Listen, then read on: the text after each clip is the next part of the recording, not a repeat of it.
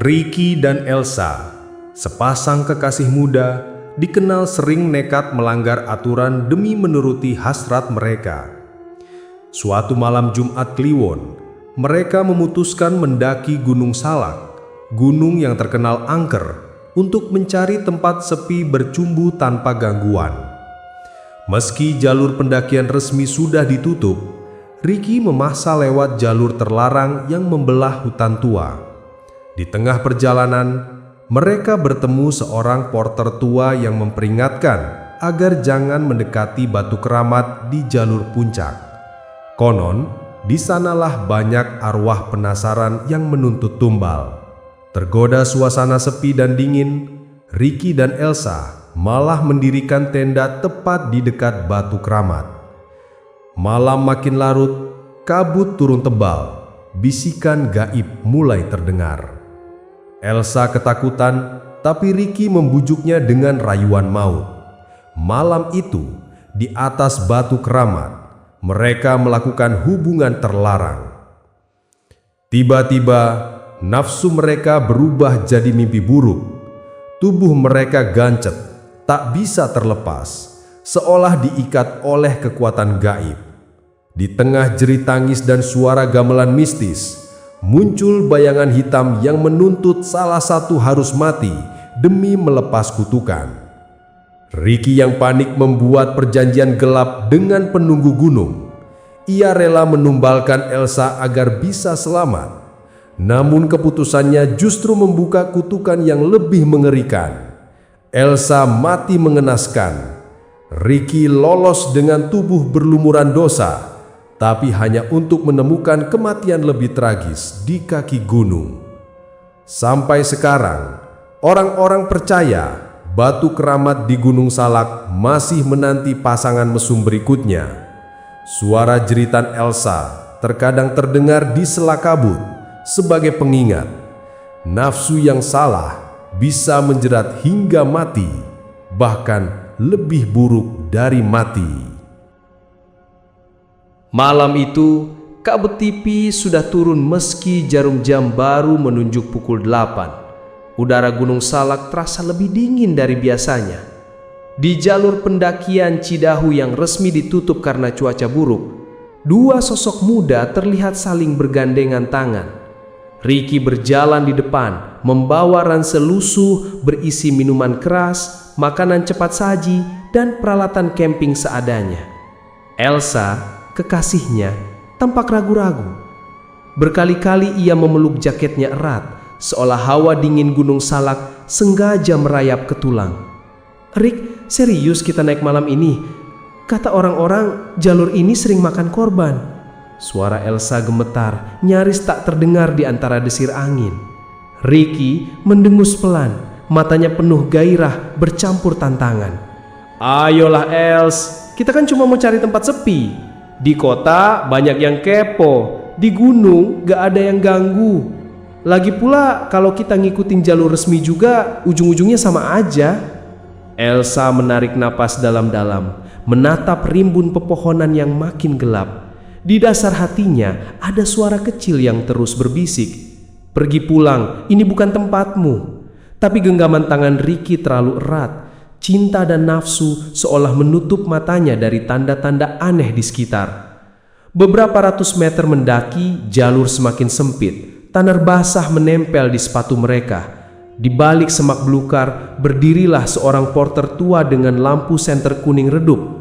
Janggutnya putih, jaketnya penuh tambalan. Ia menatap Ricky dan Elsa dengan sorot mata ibah. "Kalian mau kemana, nak?" tanya si porter dengan suara serak. "Naik, Pak, cuma mau camping bentar," jawab Ricky cuek. "Lewat sini, jalur ini jalur mati. Di atas ada batu keramat. Dulu banyak yang nekat pacaran di sana. Sekarang arwahnya gentayangan. Pulanglah, nak, kalian masih bisa balik." Elsa menelan ludah, meremas lengan Ricky. Tapi Ricky hanya terkekeh, menepuk bahu porter itu pelan. "Ah, Patwah, mitos-mitos gitu nggak ada yang bener. Doain aja kita selamat ya." Porter itu mendesah, matanya seolah kosong menatap hutan di belakang Ricky. "Kalau kalian tetap naik, Jangan pernah lakukan hal terlarang di batu keramat itu. Penunggunya nggak suka. Angin mendadak bertiup kencang, membawa aroma anyir yang menusuk hidung Elsa. Ricky hanya menatap Elsa dengan tatapan penuh nafsu. Ia menarik tangan Elsa lagi, membiarkan si porter menatap punggung mereka yang perlahan hilang di telan gelapnya jalur Gunung Salak. Malam baru saja mulai, dan mereka tak tahu mereka baru saja melangkah ke sarang kutukan yang takkan membiarkan mereka pulang utuh. Ricky dan Elsa akhirnya tiba di sebuah area datar di jalur puncak Gunung Salak. Di sana, di balik pepohonan pinus dan rimbun perdu, berdiri sebuah batu keramat sebesar mobil. Batu itu hitam pekat, permukaannya licin seperti habis disiram hujan, padahal hujan tak turun sejak sore. Ricky menyalakan senter, mengarahkannya ke batu itu. "Di sini aja, Els. Tempatnya datar, nggak ada pendaki lain, aman," kata Ricky. Suaranya sedikit parau menahan dingin. Elsa mengedarkan pandangannya. Langit di atas mereka berwarna kelabu, bintang tertutup awan. Angin gunung berembus, membawa aroma tanah basah dan sesuatu yang amis, mirip bau darah basi.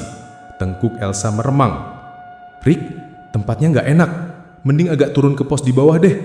Ini kan yang kata Pak Tua itu batu keramat," bisik Elsa. Suaranya bergetar seolah takut suaranya terdengar sesuatu di balik gelap. Ricky menatap Elsa dengan senyum licik. Ia mendekat, merangkul pinggang Elsa dari belakang. "Udah sayang, di sini nggak bakal ada yang ganggu. Kita butuh suasana hening. Kamu juga kan yang suka tempat gelap kan?" Elsa memalingkan wajahnya. Entah kenapa, matanya terus tertarik pada batu besar itu. Di sela sorotan senter, Elsa seperti melihat guratan-guratan merah di permukaan batu, seperti bekas darah yang meresap. Tapi ketika ia berkedip, guratan itu lenyap begitu saja. Ricky sibuk membangun tenda dom kecil. Tangannya gesit memaku pasak ke tanah. Elsa hanya berdiri memeluk diri, matanya sesekali menatap ke rimbunya hutan yang berisik diterpa angin. Sekali waktu, ia merasa seperti ada yang menatap dari balik pepohonan. Tak lama tenda berdiri. Ricky masuk lebih dulu, membuka sleeping bag seadanya, lalu menepuk bagian dalam. "Masuk dong sayang, dingin di luar. Sini, aku angetin," godanya. Matanya berkilat aneh. Elsa ragu, tapi dingin semakin menusuk. Di dalam tenda, tubuh Ricky terasa hangat. Elsa merangkak masuk, membenamkan diri di pelukan pacarnya. Sambil terbaring, telinga Elsa mendengar suara samar, seperti suara gamelan jauh di dasar hutan. Ia mendongak. "Rick, denger nggak? Apalagi sih? Kayak suara gamelan dari arah batu itu." Ricky mengusap pipi Elsa pelan, tangannya meremas pinggang Elsa makin erat. "Udah, nggak usah mikir aneh-aneh. Nikmatin aja malam ini. Di sini cuma ada kita," bisik Ricky di telinganya, disertai desahan yang membuat bulu kuduk Elsa berdiri, bukan karena nafsu, tapi karena rasa takut yang entah kenapa menebal. Di luar, kabut turun makin tebal. Suara gamelan seolah makin dekat. Di antara suara itu, Elsa merasa ada bisikan, pelan, mengundang, tapi juga mengancam. Dan malam di batu keramat pun semakin pekat, menelan kewarasan mereka sedikit demi sedikit. Elsa terbangun di dalam tenda. Jam tangannya menunjukkan pukul 1.47 dini hari. Hawa dingin menusuk kulit meski tubuhnya sudah dipeluk erat oleh Ricky. Napas Ricky terdengar berat, tanda ia sedang tidur pulas. Tapi Elsa tak bisa memejamkan mata lagi. Telinganya jelas menangkap suara samar. Gamelan itu masih berdenting, berpadu dengan suara perempuan menangis terisak-isak. Suara itu makin nyata, seolah berdiri tepat di balik kain tenda. Pelan-pelan Elsa menepis tangan Ricky, beringsut mendekat ke pintu tenda. Tangan gemetar, ia membuka sedikit resleting. Kabut tebal menerobos masuk, membuat bulu kuduknya berdiri. Cahaya bulan pucat menyorot batu keramat beberapa meter di depan tenda. Di sana, Elsa melihat bayangan, samar, seperti seorang perempuan berbaju putih lusuh berdiri membelakangi batu, kepalanya tertunduk, rambutnya panjang menutupi wajah. Elsa terhenyak, menahan jerit yang nyaris meledak di tenggorokan. Ricky, bisiknya, menepuk bahu Ricky yang masih pulas. Tapi Ricky hanya menggeliat, bergumam tidak jelas. Elsa kembali menatap keluar. Bayangan perempuan itu perlahan menoleh. Wajahnya pucat, mata hitamnya menatap Elsa lurus-lurus. Tanpa suara, bibirnya bergerak, berbisik sesuatu. "Pulanglah, pulang sebelum kau diikat." Elsa menutup resleting tenda dengan tangan gemetar, napasnya memburu. Di luar, suara tangisan berubah jadi bisikan serak ia memenuhi telinganya. Ia menutup telinga rapat-rapat, tapi bisikan itu seperti merayap masuk ke dalam kepalanya. Tiba-tiba Ricky terbangun, matanya merah, napasnya memburu. Ia langsung meraih Elsa yang pucat ketakutan.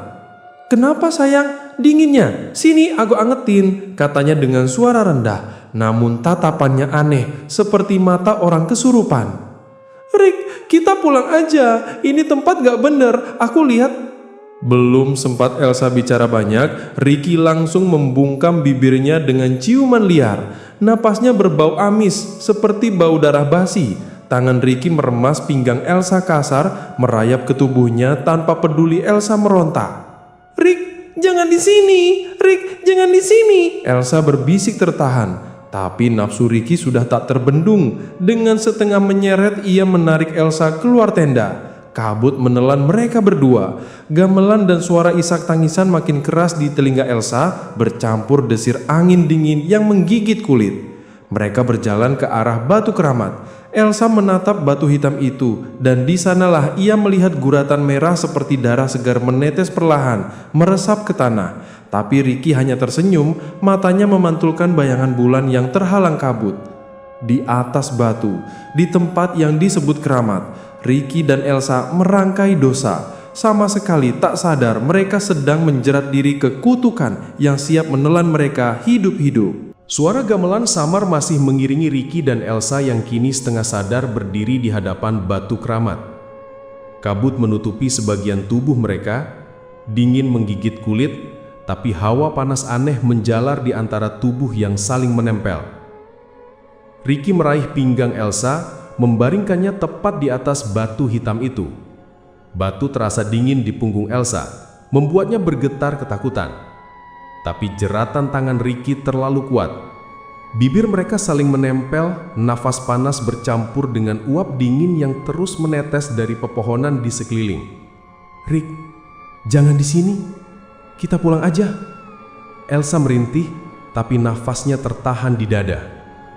Pandangan Ricky kosong, pupilnya membesar seolah bukan lagi dirinya. Ia hanya terkekeh pelan, membisik di telinga Elsa. "Penunggu sini suka ngeliat." Sesaat kemudian, nafsu yang membutakan akal menelan mereka. Mereka menyatu di atas batu itu. Tapi baru beberapa gerakan, tubuh Elsa mendadak kaku. Tangan dan kakinya terasa berat, seperti diikat tali halus yang tak kasat mata. Suara gamelan mendadak berhenti, diganti suara angin yang berdesir membisikkan ratusan kata kutukan. Elsa meronta pelan, mencoba menarik diri, tapi Ricky menahan. Dia sendiri mulai kehabisan nafas. Tubuh mereka seperti menempel semakin kuat, seolah ada perekat gaib yang memaksa mereka bersatu. "Rick, lepasin! Kenapa ini? Rick, lepas jalan!" Ricky memaki, panik. Kedua tangannya mengguncang bahu Elsa. Tapi semakin keras mereka mencoba melepaskan diri, semakin sakit rasanya. Urat di perut dan paha mereka menegang, rasa panas dan dingin bersamaan merambat ke tulang belakang. Dari sudut matanya, Elsa melihat bayangan perempuan berambut panjang tadi, berdiri di belakang Ricky. Kali ini lebih jelas. Wajahnya setengah hancur, matanya hitam pekat meneteskan darah, bibirnya bergerak pelan. Terikat sampai mati. Elsa menjerit sekeras-kerasnya. Air matanya menetes panas di pipi Ricky. Ricky hanya memaki. Kepalanya menoleh kanan kiri, mencari bantuan di tengah gelap. Tapi di sekeliling mereka hanya ada pepohonan tinggi dan kabut tebal yang berputar seolah menertawakan dosa mereka. Mereka benar-benar gancet, tak ada yang bisa melepaskan. Di atas batu keramat Gunung Salak, sepasang kekasih itu kini terjebak dalam kutukan yang sudah menanti ratusan tahun lamanya. Dan malam masih panjang. Udara di puncak Gunung Salak makin dingin, menusuk kulit seperti jarum es. Di atas batu keramat, Ricky dan Elsa masih terikat. Tubuh mereka menempel seolah direkatkan paksa oleh tangan gaib. Nafas mereka memburu, bercampur isak dan sumpah serapah. "Lepas sialan! Lepas goblok!" Ricky menggeram. urat di lehernya menonjol. Kedua tangannya kini memukul-mukul batu membuat darah menetes dari buku jarinya. Setiap hentakan malah membuat rasa sakit di selangkangan keduanya makin menjadi-jadi. Elsa hanya bisa menangis. Bahunya bergetar hebat, matanya bengkak, nafasnya terputus-putus. "Rick, ampuni aku nggak mau mati di sini," isak Elsa. Suaranya nyaris tenggelam dalam desir angin yang kini berubah jadi suara bisikan ratusan orang. Di sela kabut, terdengar suara gamelan lagi. Kali ini diiringi jerit tangis perempuan yang saling bersahutan. Ricky mendongak, matanya membelalak. Di sekeliling batu keramat, kabut menipis membentuk siluet-siluet aneh. Perempuan berambut panjang, laki-laki tanpa kepala, sepasang kekasih yang tubuhnya membusuk. Mereka berdiri melingkar, menatap Ricky dan Elsa dengan sorot kosong. Elsa menatap wajah Ricky, nafasnya memburu. "Minta tolong Rick, teriak, siapa tahu ada orang." Ricky menatap Elsa sejenak lalu menjerit sekeras-kerasnya. "Tolong, siapapun di sini tolong." Suaranya menggema di lereng gunung tapi hanya dibalas hembusan angin yang menampar wajahnya. Suara gamelan mendadak berhenti, diganti dengan suara tertawa pelan, makin lama makin keras. Tawa itu datang dari para bayangan di sekeliling batu. Elsa meronta, tubuhnya menggigil hebat. Rasa sakit itu berubah jadi panas membakar di antara paha dan punggungnya. Ia merasa seperti diikat tali berduri yang menarik organ dalamnya. "Maaf Rick, maaf, ini salahku. Aku nggak mau di sini." Elsa merintih, air mata dan ingus bercampur di pipinya. Ricky justru menatap Elsa dengan sorot marah bercampur putus asa. "Diam, kamu yang bawa sial, kamu yang rewel mulu. Kalau kamu nurut, kita nggak bakal kayak gini." Ricky membentak. Namun kata-katanya tak ubahnya bisikan di tengah jerit angin. Tak ada yang datang menolong. Tiba-tiba, di balik pepohonan, samar-samar Elsa melihat sesosok lelaki tua, porter yang tadi mereka temui. Matanya menatap lurus ke arah mereka, tapi bibirnya tak bergerak sama sekali. Elsa mencoba meraih tangannya sambil menjerit, "Pak, tolong kami, tolong." Tapi porter tua itu hanya berdiri membeku lalu perlahan berbalik badan dan lenyap ditelan kabut. Elsa menangis makin keras. Jeritanya bercampur dengan lolongan angin di puncak. Di sekeliling mereka, bayangan-bayangan itu semakin mendekat. Tawa mereka berubah jadi rintihan dan ratapan.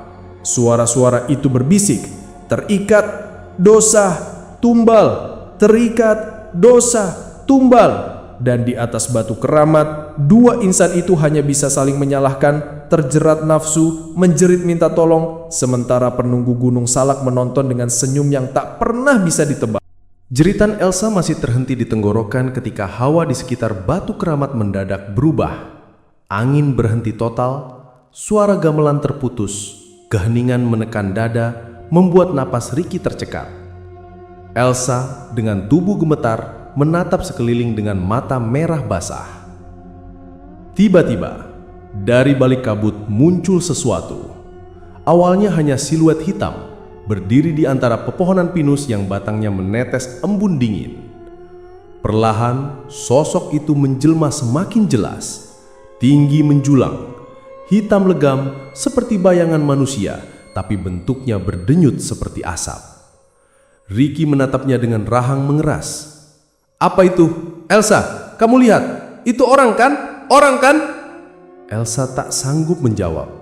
Matanya terpaku pada dua titik merah di kepala sosok hitam itu. Sepasang mata menyala, seolah membakar kabut di sekitarnya.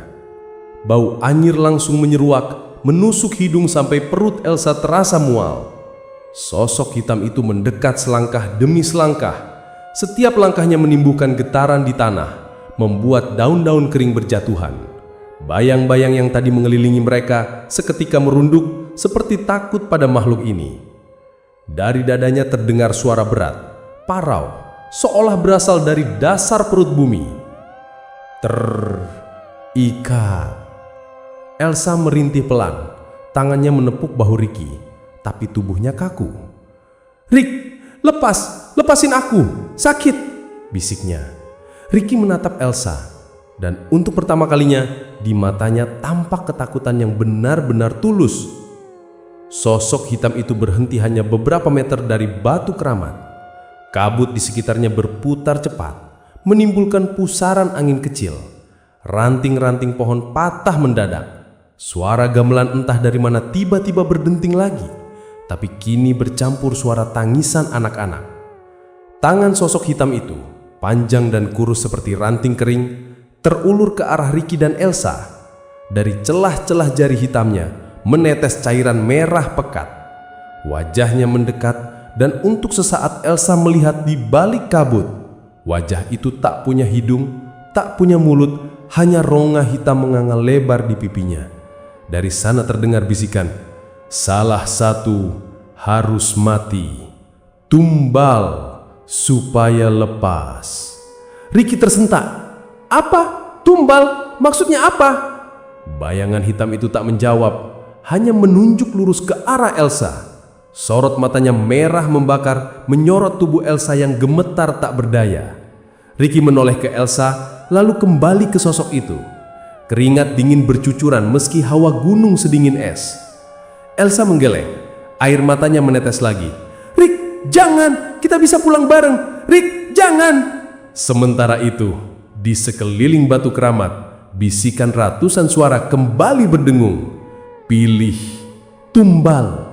Pilih tumbal!" Di puncak Gunung Salak, di bawah sorotan bulan pucat, dosa yang mereka rangkai bersama kini menuntut harga yang tak bisa dibayar dengan air mata. Ricky sadar, di hadapannya hanya ada satu pilihan: mati bersama Elsa atau menyerahkan Elsa pada penunggu malam. Dan kutukan belum menunjukkan belas kasihan sedikit pun. Di atas batu keramat, kabut tebal berputar makin rapat, seolah membungkus Ricky dan Elsa dalam kepompong maut. Nafas Elsa pendek-pendek, suaranya nyaris tak keluar lagi.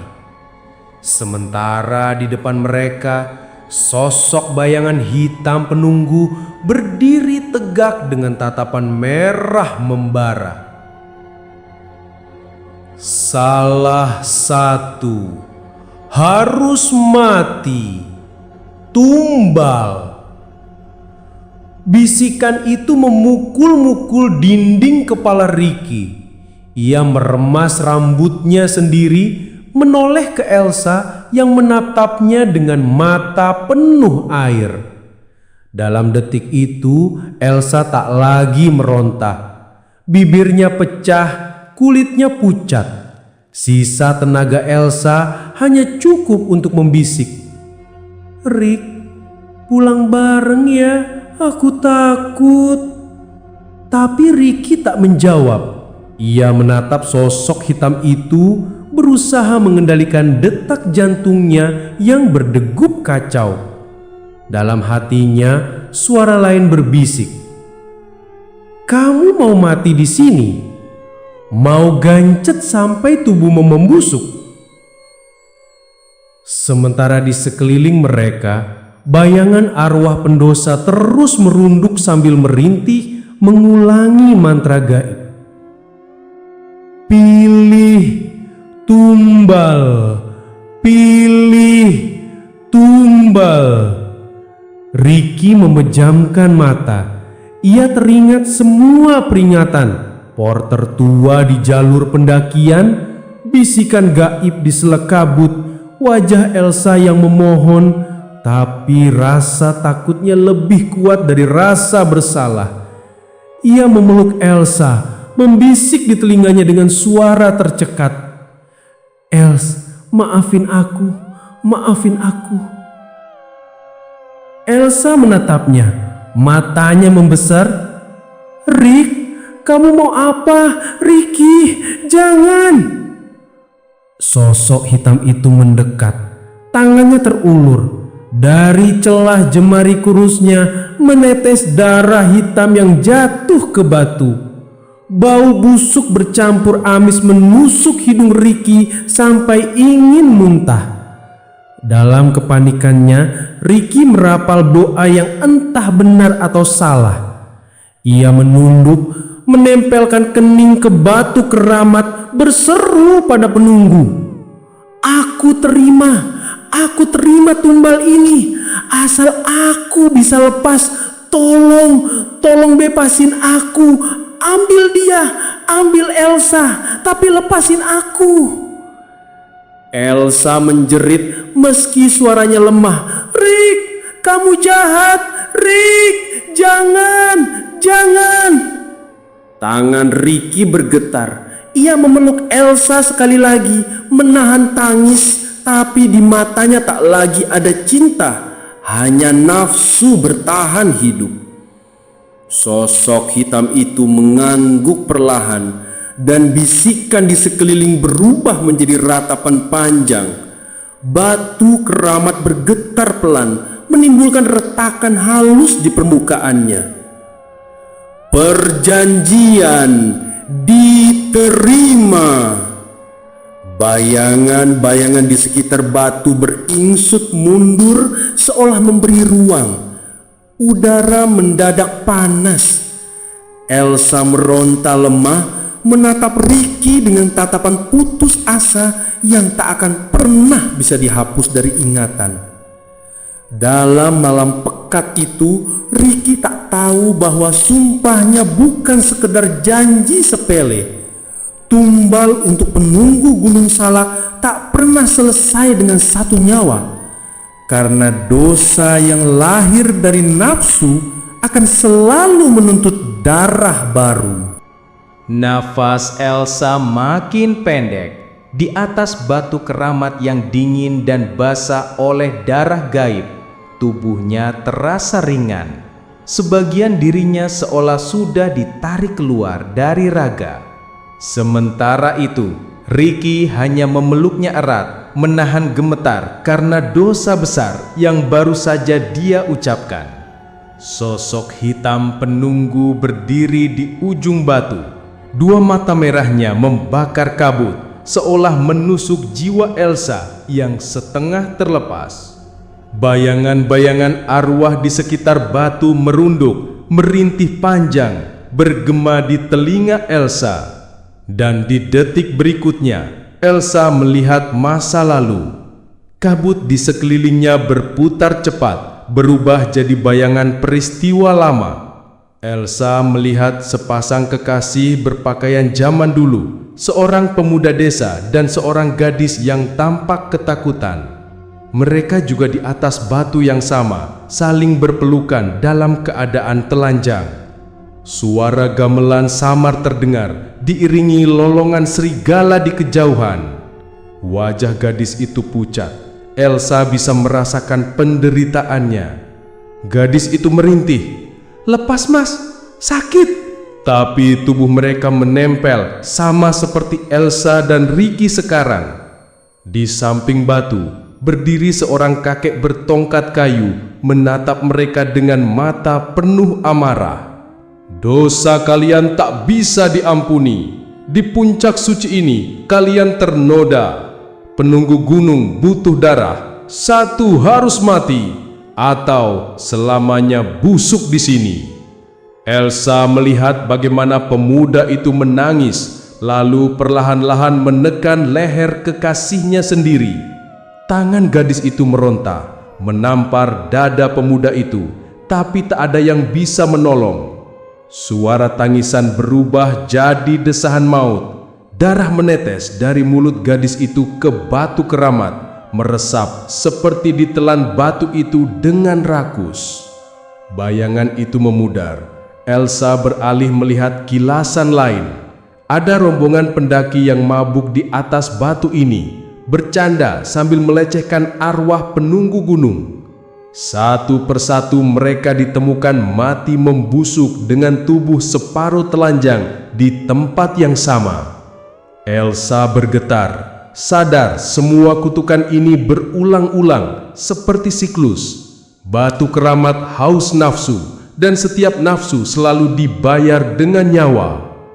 Arwah pendosa yang mati di atas batu ini tidak pernah pergi. Mereka hanya menunggu pasangan baru untuk diikat, digancet, lalu dihisap tenaganya. Kembali ke kesadarannya, Elsa menatap wajah Ricky. Mulutnya bergetar, suaranya nyaris hanya gumaman. "Rick, kita salah. Kita Gak pulang. Tapi Ricky tak berani menatap mata Elsa. Di antara gemuruh angin malam, penunggu Gunung Salak tertawa pelan, tawa rendah yang bergema seperti dentang gamelan. Elsa tahu waktunya hampir habis. Ia hanya bisa berdoa dalam hati agar arwahnya tidak terjebak selamanya di batu keparat ini. Dan di sekeliling mereka, kabut berputar semakin cepat, tanda penunggu siap menagih tumbalnya. Hawa dingin di puncak Gunung Salak tiba-tiba berganti rasa panas aneh. Kabut tebal di sekitar batu keramat berputar semakin cepat, seolah-olah seluruh hutan bernafas menanti tumbal. Elsa sudah setengah sadar. Matanya menatap kosong ke langit yang hanya terlihat sebagian di balik pepohonan pinus menjulang. Suaranya serak, nyaris tak terdengar. Tapi bibirnya masih bergetar menggumam doa. Ia berusaha menggapai tangan Ricky, seolah memohon agar semua ini hanyalah mimpi buruk. Di hadapannya, Ricky terduduk lunglai, keringat dingin membasahi dahinya. Bayangan hitam penunggu berdiri tak jauh darinya, menunjuk Elsa dengan tangan panjang berwarna pekat. Tetesan darah hitam menetes ke tanah, bisikan gaib terus menyalak di kepalanya. Pilih, tumbal, lepas, pilih. Elsa, maafin aku, maafin aku. Suara Ricky pecah. Air matanya mengalir di pipinya, bercampur tanah dan debu yang menempel di kulitnya. Di tangannya ia memegang seutas tali rafia lusuh yang ia ambil dari dalam ransel. Tangannya gemetar hebat. Elsa menatap mata Ricky. Bibirnya pecah, bergetar. "Rick, kita bisa pulang, jangan gini. Kita bisa." Suaranya terputus jadi isakan. Nafasnya pendek. Tapi di dada Ricky tak lagi ada keberanian untuk bertahan. Hanya ketakutan. Nafsu yang dia rawat di atas batu keramat itu kini berubah jadi penyesalan. Penyesalan yang harus dia bayar dengan darah Elsa. Ia meletakkan tali itu di leher Elsa, menatap wajah pucat gadis yang pernah dia bisiki janji indah. Maafin aku, gumam Ricky berulang-ulang. Tangannya menarik kedua ujung tali perlahan. Elsa meronta, tubuhnya yang terikat masih berusaha menendang. Tapi semakin Elsa meronta, semakin kencang tarikan tali itu mencekik napasnya. Air mata Elsa tumpah. Dari sudut matanya ia sempat melihat sosok perempuan berpakaian putih berdiri di balik bayangan hitam. Wajahnya hancur, matanya meneteskan darah, arwah kekasih yang dulu mati di batu keramat ini. Elsa menatapnya, seolah ingin bicara, "Aku akan jadi kalian berikutnya." Ricky memejamkan mata, menarik tali lebih kencang. Detik itu nafas Elsa benar-benar terputus. Tubuhnya menegang, kemudian melemas perlahan di bawah cengkeraman Ricky. Gamelan mendadak berhenti total, diganti hening mematikan. Batu keramat di bawah punggung Elsa terasa hangat, seolah menelan nyawa yang baru saja dilepaskan. Retakan di batu menganga lebih lebar, menyerap darah segar Elsa ke dalamnya. Sosok penunggu hanya berdiri diam. Perlahan, gancet yang merantai tubuh Ricky terlepas. Tapi alih-alih lega, tubuh Ricky justru gemetar makin hebat. Matanya menatap Elsa yang membiru, bibirnya terbuka seolah masih ingin berkata sesuatu. Ricky meraih wajahnya, menempelkan kening di dahi Elsa, berbisik di sela isak tangis, "Maaf, maaf." Tapi penyesalan tak akan pernah mengembalikan Elsa. Kabut di sekitar batu keramat berputar pelan, meredup bersama sorot bulan pucat. Bisikan gaib pun menghilang, seolah semua makhluk penunggu puas dengan tumbal malam ini. Dan di tengah hening, Ricky baru sadar, nafsu berujung maut dan kutukan batu keramat belum benar-benar selesai. Kabut di sekitar batu keramat meredah. Seolah-olah hutan Gunung Salak kembali menutup rahasia berdarahnya. Ricky terduduk lemas di samping mayat Elsa. Tubuh kekasihnya sudah dingin, kulitnya pucat kebiruan, bibirnya pecah. Namun wajah Elsa justru tampak damai, seolah jiwanya pasrah dipetik penunggu gunung. Ricky menatap tangannya sendiri, masih berlumur lumpur dan darah. Suara gemerisik hutan kembali terdengar, tapi di telinganya hanya ada dengung kosong. Ia merangkak mundur, memisahkan tubuhnya dari Elsa yang sudah terbujur kaku. Di sela kepanikan dan rasa bersalah, Ricky sempat berhayal. Setelah ini aku bebas. Aku akan turun gunung.